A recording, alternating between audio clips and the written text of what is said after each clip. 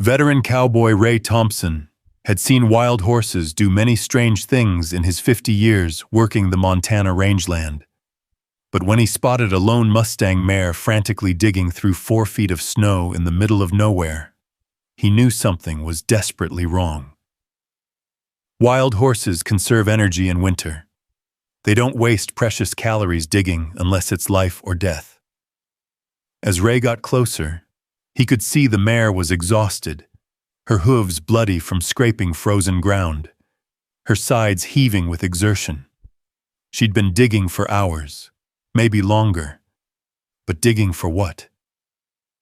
When Ray finally reached the spot and saw what was buried beneath that snow, his hands started shaking and tears froze on his weathered face. What he found wasn't just one life hanging by a thread, it was 3. And the story of how they got there would reveal the fierce intelligence and loyalty of wild horses in a way that would change everything Ray thought he knew. Before we reveal what was buried in that snow, if incredible true stories of animal heroism and impossible survival move you, hit that subscribe button and ring the bell. This story will leave you speechless. Ray Thompson had lived through 50 Montana winters, and he'd learned to read weather the way sailors read the sea. On the evening of January 12th, when he saw the particular color of the sky, that sickly yellow-gray that came before the worst storms, he knew they were in for something bad. "Gonna be a big one," he told his wife, Margaret, as they watched the news confirm what his bones already knew. A historic blizzard was bearing down on central Montana, wind chills forecast at -50 degrees, snow accumulation predicted at 3 to 5 feet, whiteout conditions expected to last for 36 hours. Ray and Margaret had been ranching on the eastern edge of the Lewis and Clark National Forest for 30 years. Their property bordered thousands of acres of Bureau of Land Management land, where wild Mustang herds roamed free. Ray had always felt a kinship with those wild horses. They were survivors, just like the ranchers who worked this unforgiving land. "You think the wild herds will be all right?" Margaret asked, knowing her husband's thoughts had drifted to the Mustangs. "They've survived worse. They know how to hunker down, find shelter.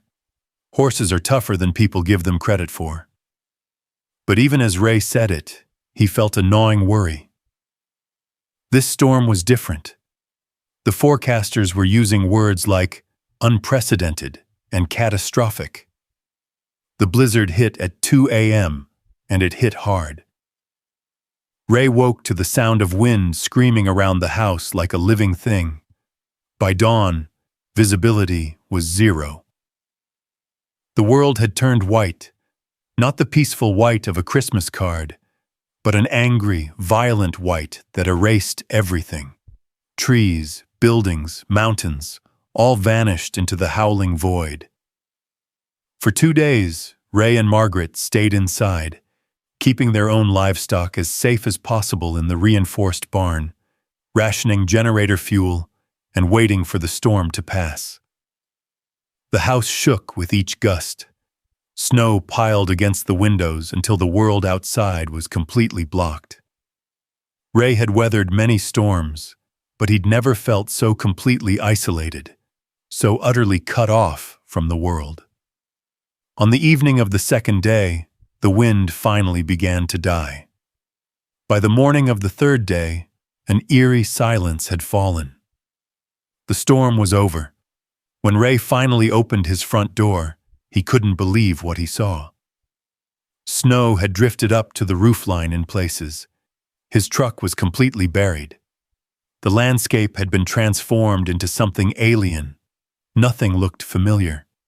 Familiar landmarks were gone, erased under feet of snow. "Dear God," Ray breathed. "How's anything going to survive this?" He spent that entire day just digging out, creating paths to the barn, checking on his own horses and cattle, trying to assess the damage. Everything was harder than it should have been because the snow wasn't the light, fluffy kind.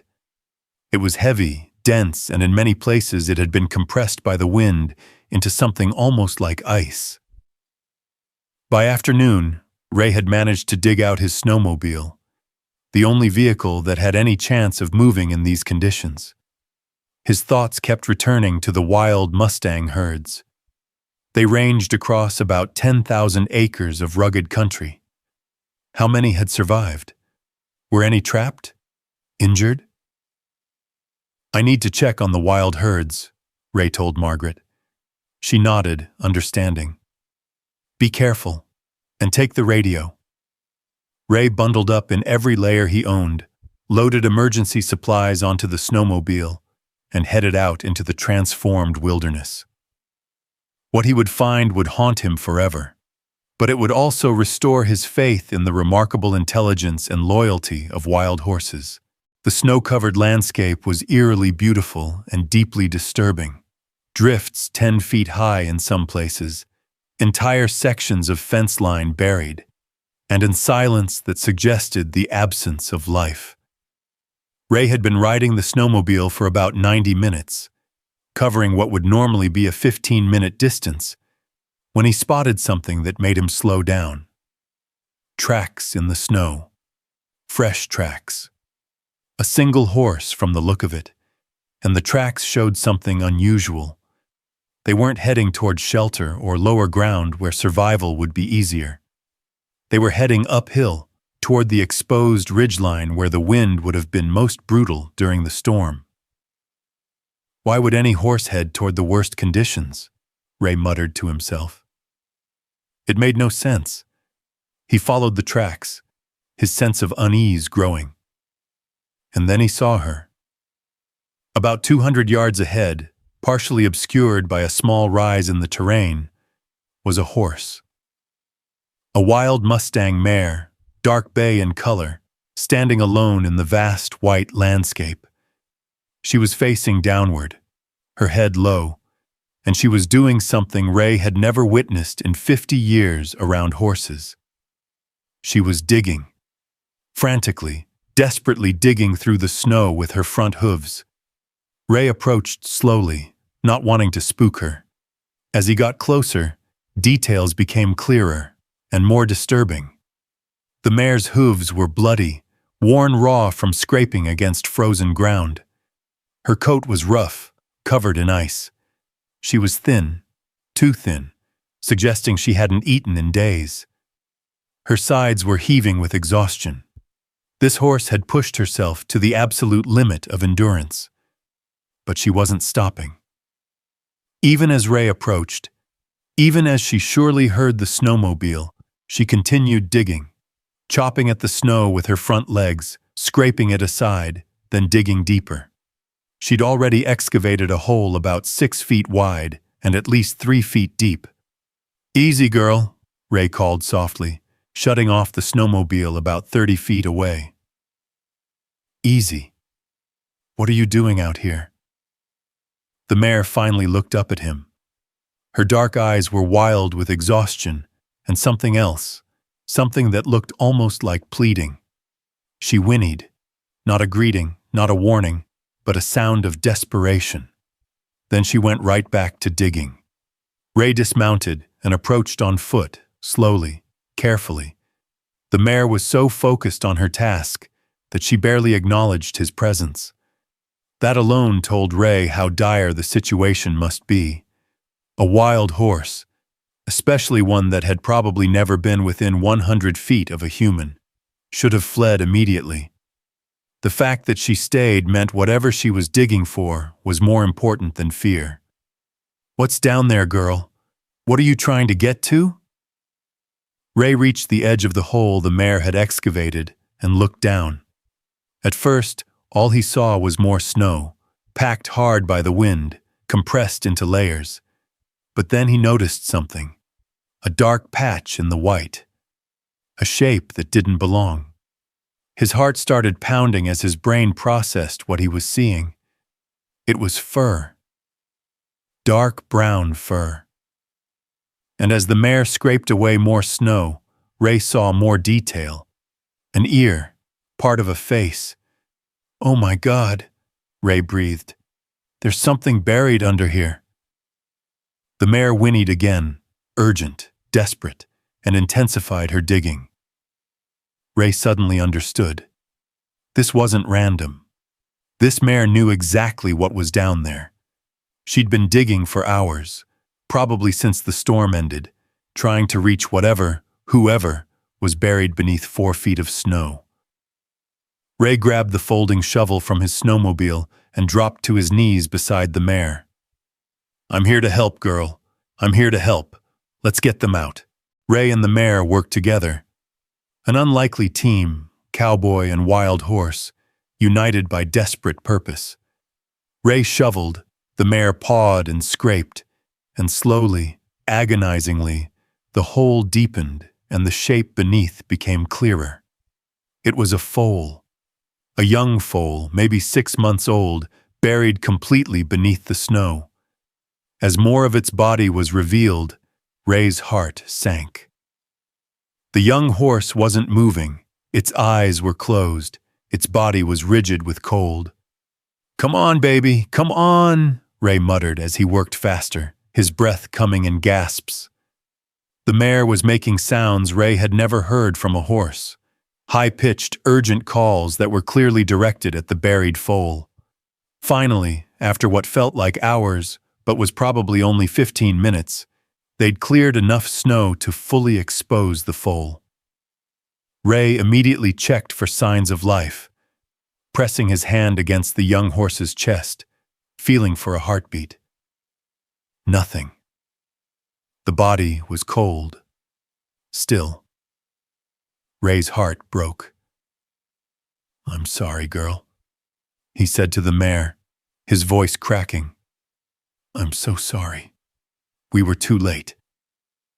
But the mare didn't accept this. She lowered her head and began nuzzling the foal aggressively, whinnying, nickering, pushing at the small body with her muzzle. The behavior of a mother refusing to accept that her baby is gone. Ray was about to gently pull the mare away when something stopped him. A sound.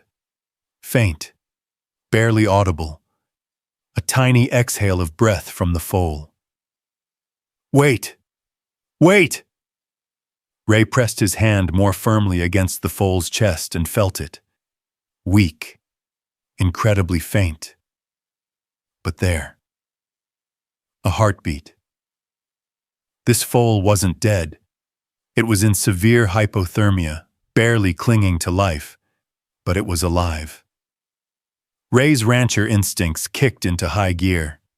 Severe hypothermia in horses was often fatal, but there was a chance, a small chance, if they acted immediately. The foal needed warmth, needed it now. Ray stripped off his heavy outer coat and wrapped it around the foal's tiny body. Then he did something that probably saved the young horse's life. He pulled the foal close against his own chest, sharing his body heat, while simultaneously radioing for help. "Margaret, I need you to get Dr. Reeves on the phone now. Tell him I have a foal in severe hypothermia. I'm bringing it in, but I need him ready with warming equipment, IV fluids, everything. This is critical." "Ray, whose foal? Where are you?"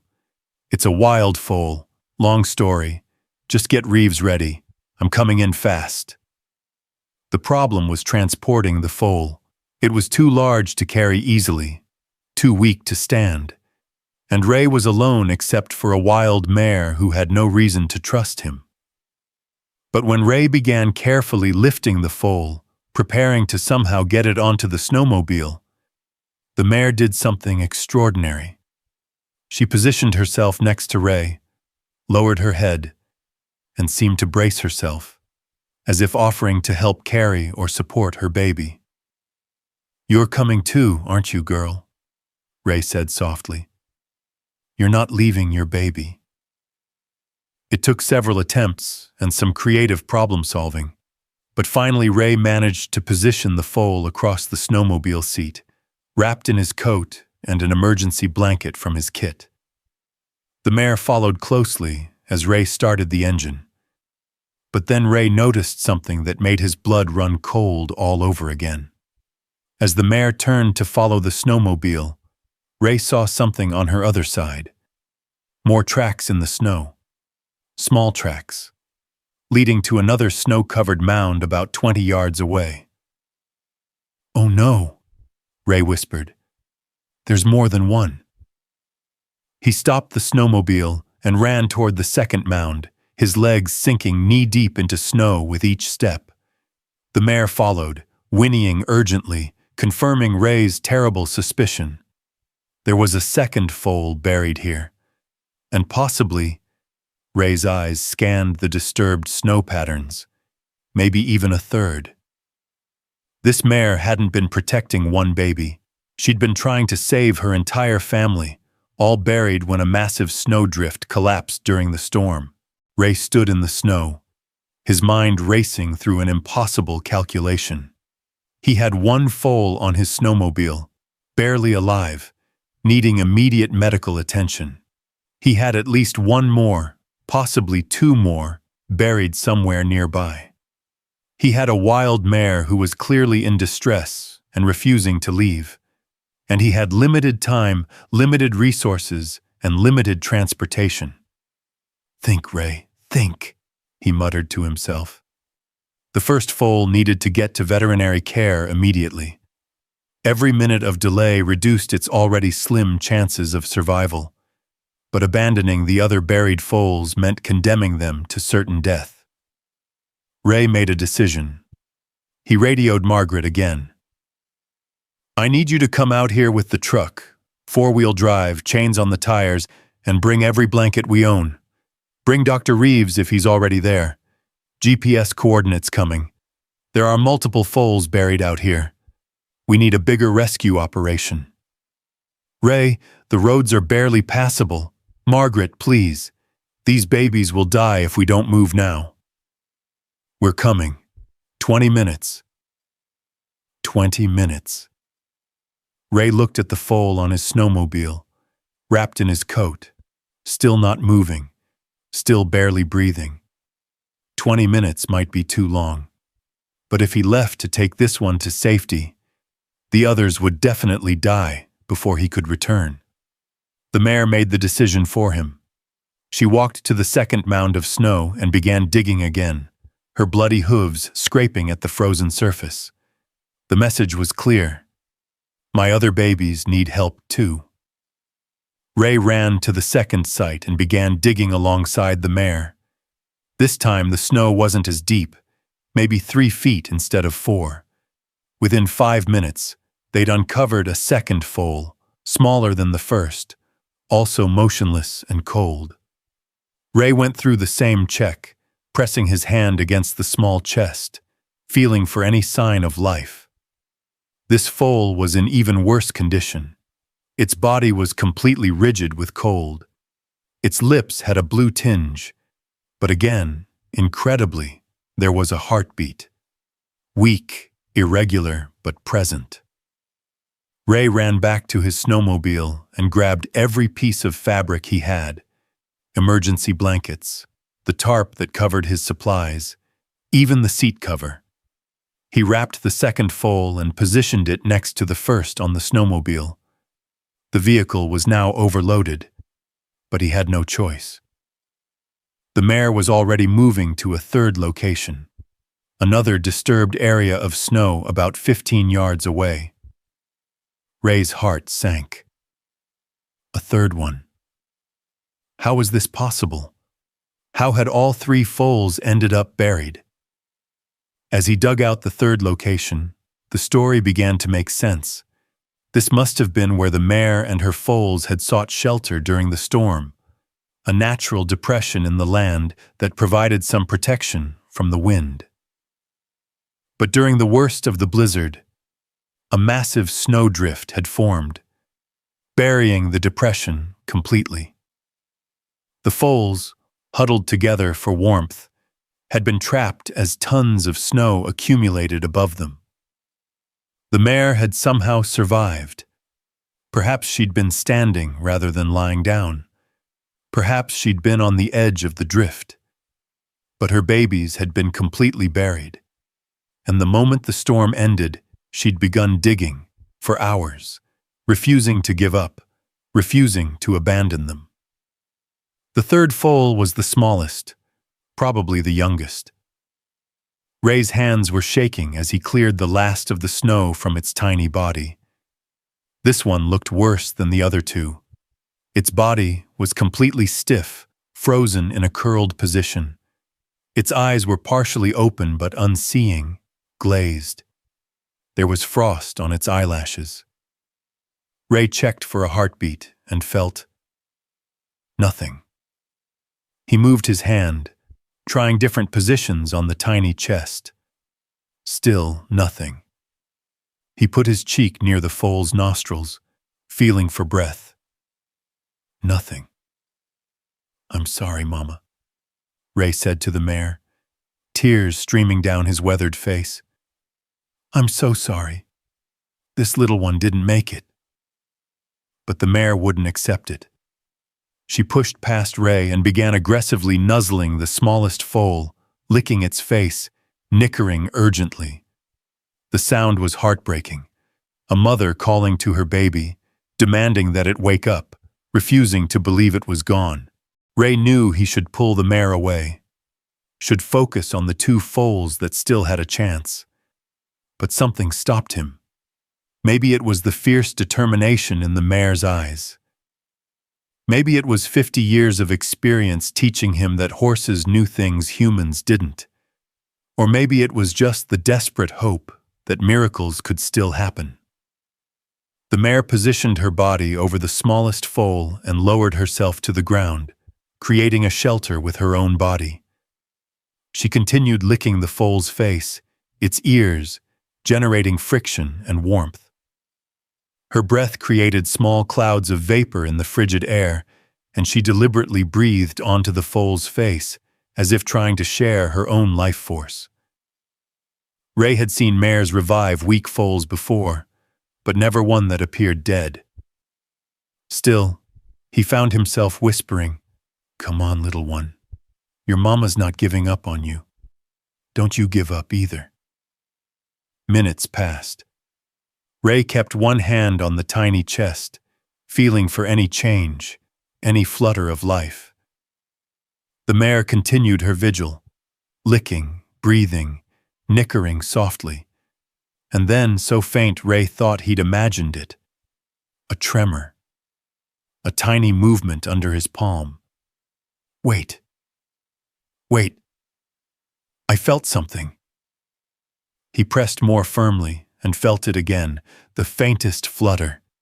Then, incredibly, the foal's eyelid twitched, its nostrils flared slightly, a tiny gasp of air.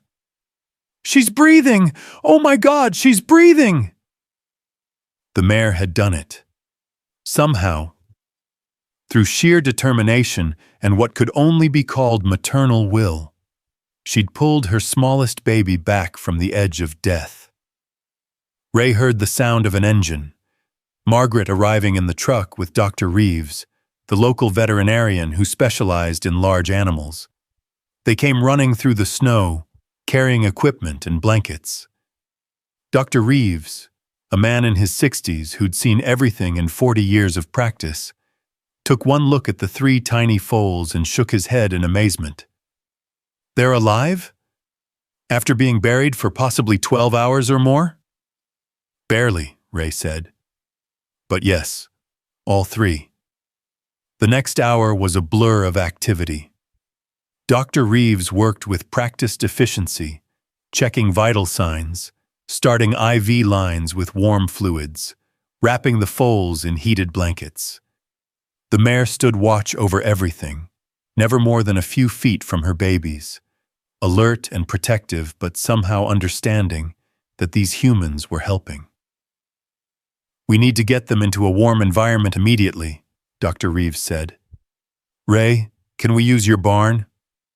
"Already heating it up," Margaret confirmed, phone in hand.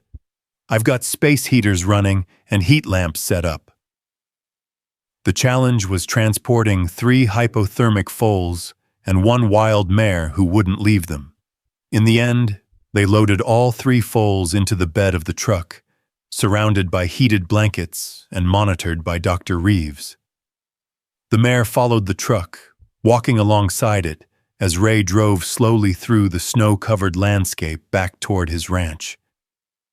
It was one of the most surreal sights Ray had ever witnessed.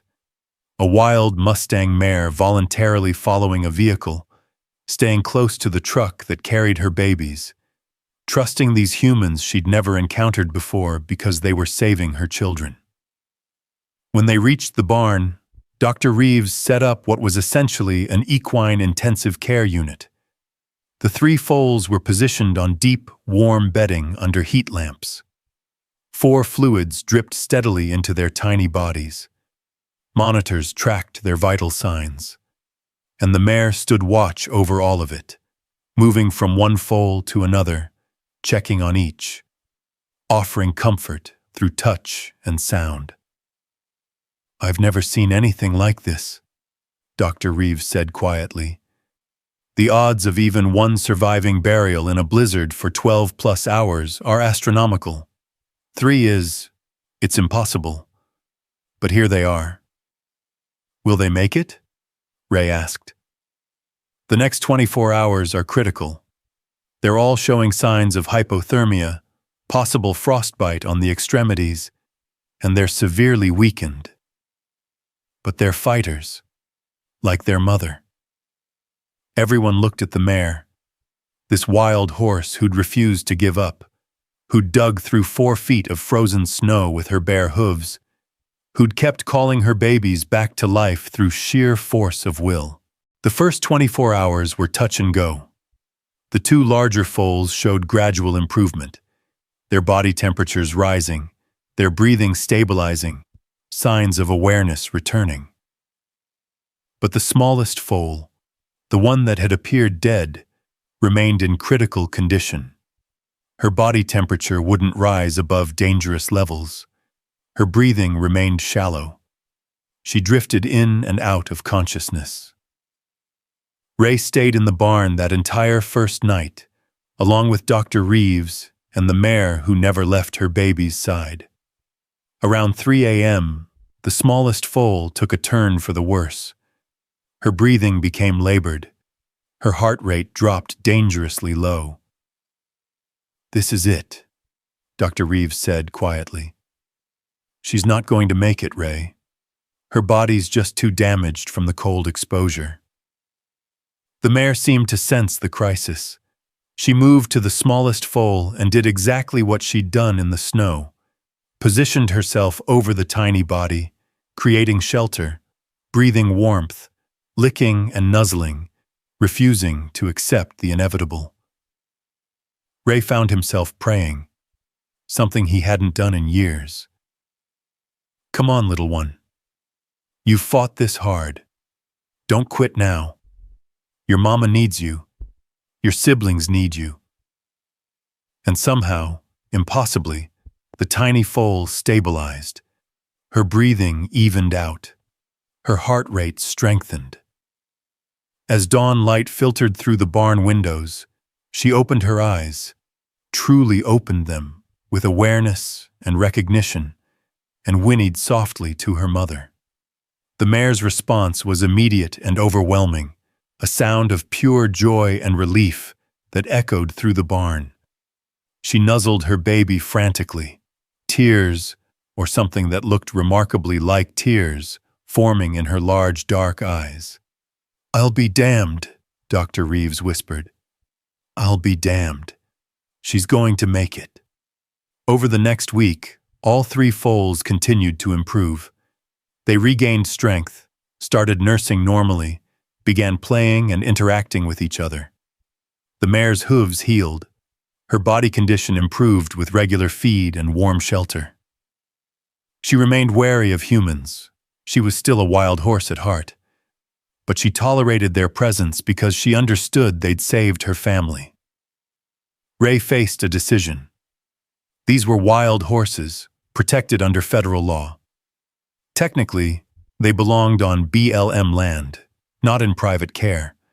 But releasing a mare and 3 foals into winter conditions, even recovered, felt wrong. He contacted the Bureau of Land Management and explained the situation. After consultation with wildlife officials and veterinarians, a decision was made. The mare and foals would remain in Ray's care until spring, when they could be safely released back to their wild herd. Those 3 months were transformative for Ray. He'd worked with horses his entire life, but he'd never experienced the privilege of being trusted by wild horses. The mare learned his routine, would nicker softly when he entered the barn, would allow him to check on her foals. The foals, especially the smallest one, Ray had started calling her Miracle, grew bold and curious, approaching Ray for attention, playing near him. In late April, when the snow had melted and green grass covered the rangeland, it was time. Ray and Dr. Reeves transported the mare and her 3 foals back to the area where they'd been found. The wild herd was grazing nearby, about 15 horses, including what appeared to be the stallion that led the band. They opened the trailer, and the mare stepped out cautiously, her 3 foals close behind.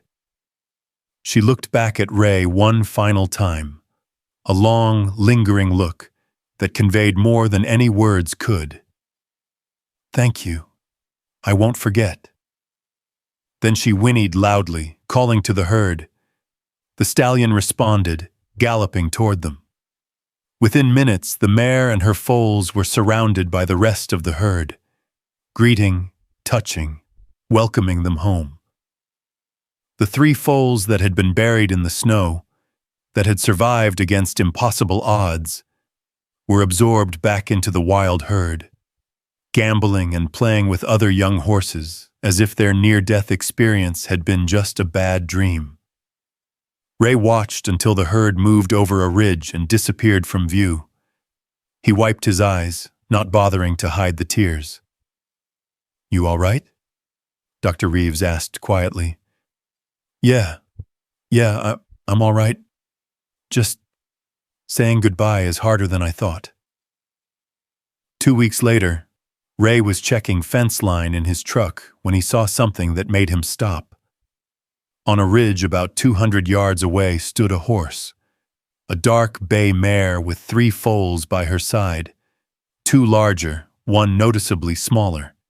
The mare was looking directly at him. Ray raised his hand in a wave, and the mare tossed her head, acknowledging, remembering. Then the little family disappeared back into the wild country where they belonged. Ray saw them occasionally over the following months, always at a distance, always wild and free. The 3 foals grew strong and healthy. Miracle, the smallest, remained the most curious, occasionally venturing closer to Ray's property line than the others, as if she remembered the human who'd helped save her life. The story of the mare who dug through 4 feet of snow to save her buried foals became local legend. Wildlife biologists documented it, behavioral scientists studied it, and Ray was interviewed by news outlets from across the country. But for Ray, it was never about the attention. It was about what he'd learned from that wild mare.